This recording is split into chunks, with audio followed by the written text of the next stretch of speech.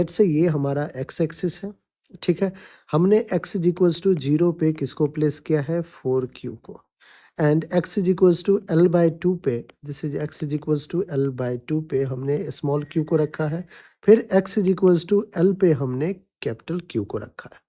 कह रहा है कि find the value of Q so that force on the charge Q is 0।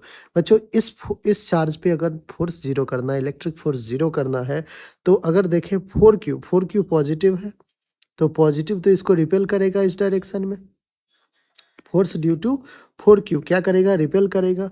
अब अगर q को निगेटिव रख लें तो ये अट्रैक्ट करेगा, तो अपोजिट डायरेक्शन हो जाएगा, और अपोजिट डायरेक्शन हो जाएगा तो बच्चों हम क्या कर सकते हैं, हम नेट फोर्स जीरो कर सकते हैं। तो let's say this is force due to q। तो अब कहानी समझ में आ गई कि जो चार्ज होना चाहिए क्यू वो नेगेटिव होना चाहिए, पॉजिटिव होगा तो फिर से रिपेल कर देगा। तो ए ऑप्शन और बी ऑप्शन तो आपका ऐसा ही चला गया, सी और डी में से कोई ऑप्शन होगा। आइए अब नेट फोर्स इक्वल कर लेते हैं, फोर्स ड्यू टू क्यू जो मैग्नीट्यूड होगा उतना ही फोर्स ड्यू टू 4q का मैग्नीट्यूड होना चाहिए। Force due to q will be k q upon, क्या है सेपरेशन, तो L/2 से L दैट इज L/2 का स्क्वायर, याद होगा यूज कर रहे हैं अपन Coulomb's law of KQ1 Q2 upon R square.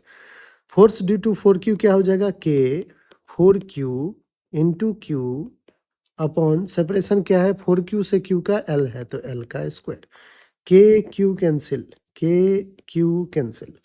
तो q अपॉन L का स्क्वायर डिवाइडेड बाय 4 है, 4 ऊपर चला जाएगा, which is equals to 4q upon L square. बच्चों L स्क्वायर कैंसिल, 4 से 4 cancel, so q is equals to q आ रहा है। लेकिन हमने पहले ही डायरेक्शन क्या ले लिया था, मतलब नेचर क्या लिया था, नेगेटिव, तो आपको हो गया q will B minus q, और q माइनस q कौन सा ऑप्शन है, डी, डी हमारा बिल्कुल करेक्ट ऑप्शन है।